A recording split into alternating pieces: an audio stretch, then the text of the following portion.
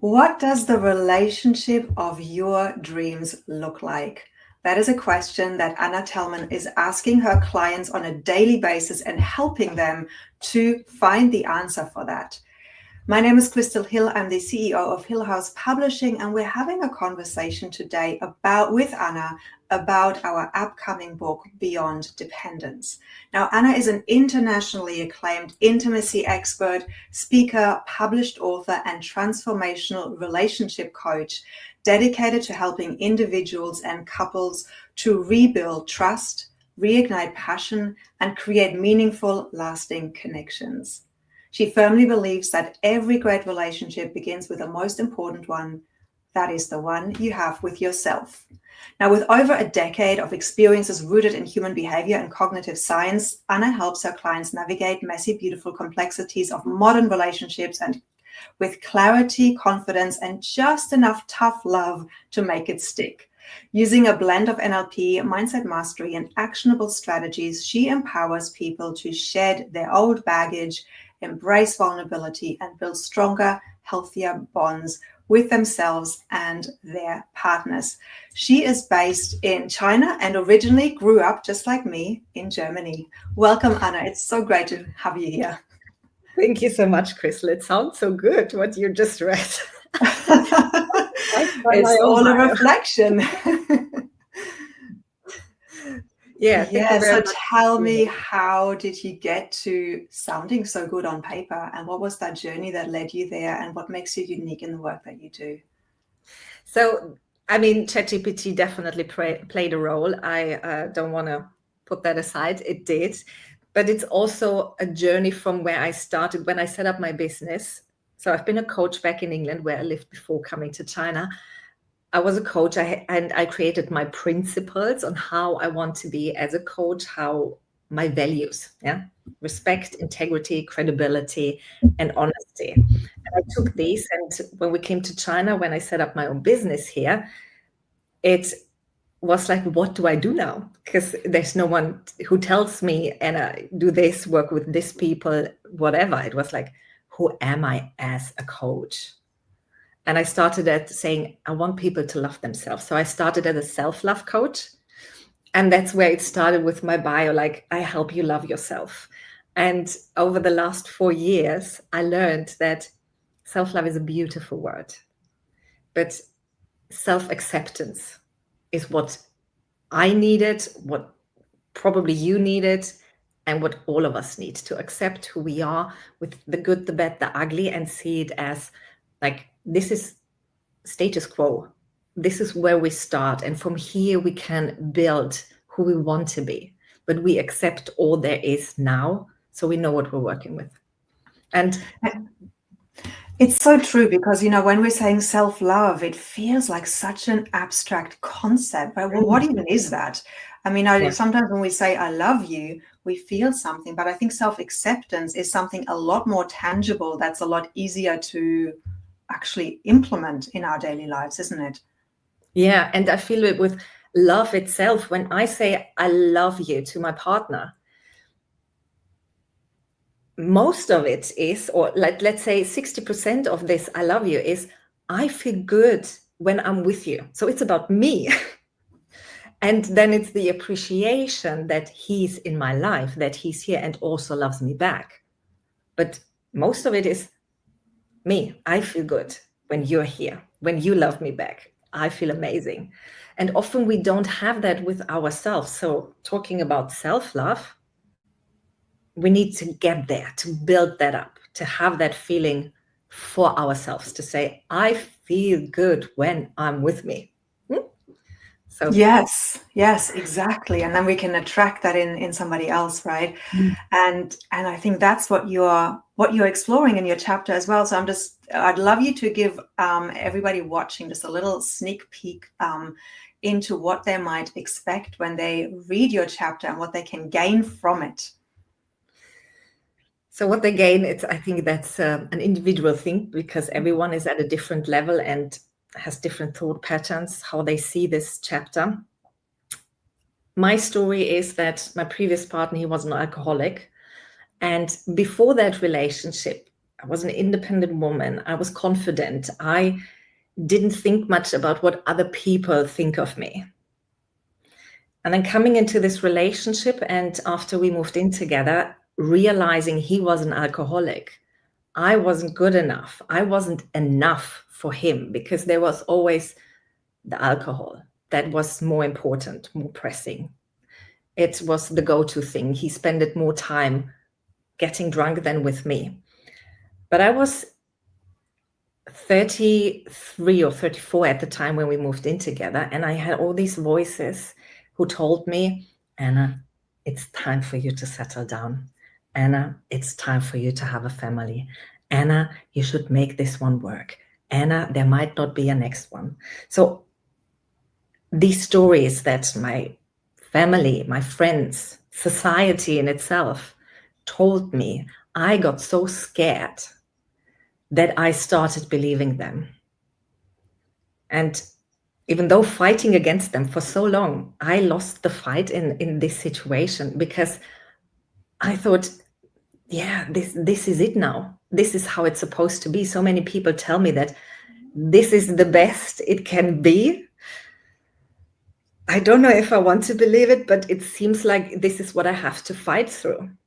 So that's why for so many years, because it was this believing not what I felt, but what they said, what they told me. So being compliant to go into this little box and saying, yeah, this is how a relationship is supposed to be.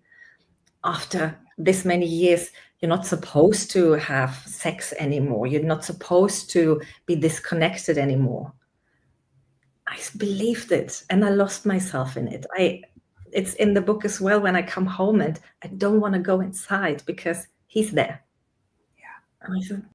And I think we're going to leave it on that cliffhanger of how clearly you're not in that relationship anymore. Clearly, you are now in a beautiful relationship with your partner, and we're going to leave it on the cliffhanger of how you got from conforming to finding your own freedom, because the way you're sharing that story in the book is so beautiful, and you're really taking the reader on a journey of the different steps and the stages that you went through from letting go of all that and really finding yourself again.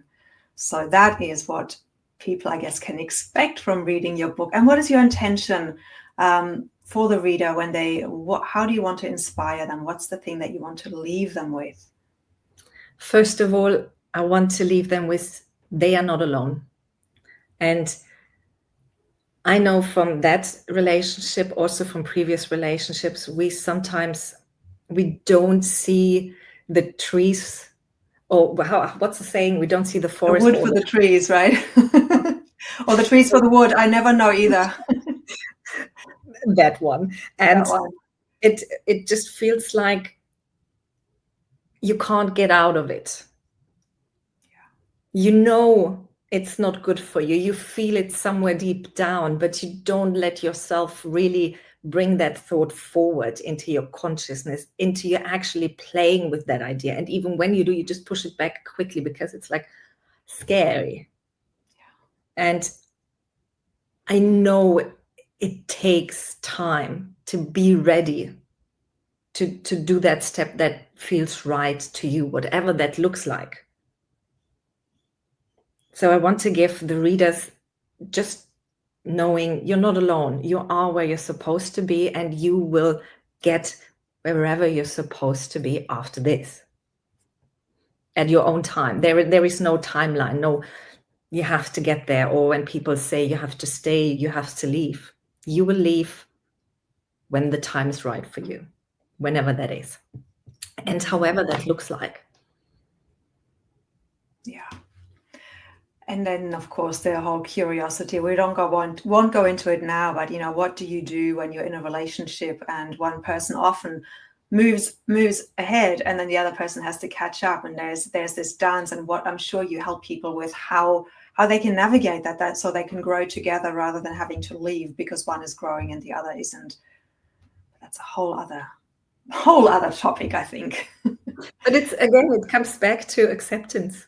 Yeah. Accept yourself. Then there isn't comparison. There isn't judgment. It's just like, I'm okay the way I am. I let you be okay the way you are.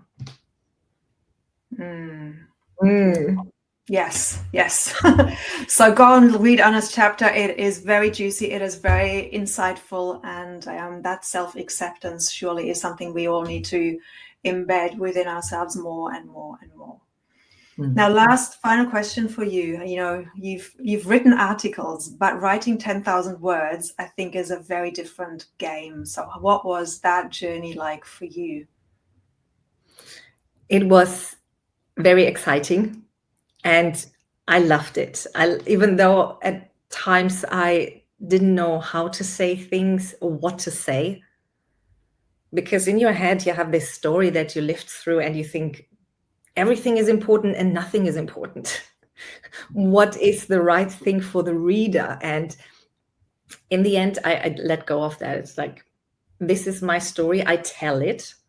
And then, of course, I have you and your team behind me who tell me then, Anna, look into this, look into that. But for me, it was, I just want to share my story. I would just want to give the people the knowing that they are not alone. And apart from being excited, it was also when I read through the chapter now, I have tears in my eyes, realizing that, yeah, you went through this and you came out of it. You did great. So this, not regret, there is no regret, there is no pity or poor Anna had to go through this, but it's more gratitude and happiness that, yes, you did it. And look at you now. You walked your way wherever it took you, and it's amazing. So it became a real celebration of your journey. Yeah, that's a good word. Yeah. That's beautiful. Well, thank you for sharing that.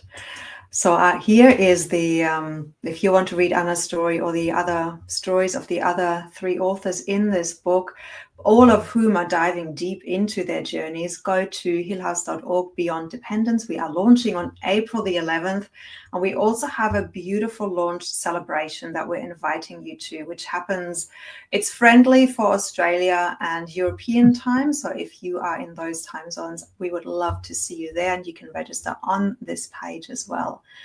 Anna, I want to thank you again for all the wisdom that you poured into this book and all the vulnerability and you actually, you know, the beautiful storytelling, the way you were sharing your story is just so captivating as well. So thank you so much for that. And I'm sure so many readers will have aha moments, realizations that will help them to step, exactly as you said, into their own self-acceptance and knowing that they're not walking this alone, and many have walked before them and many will come behind. So thank you so much.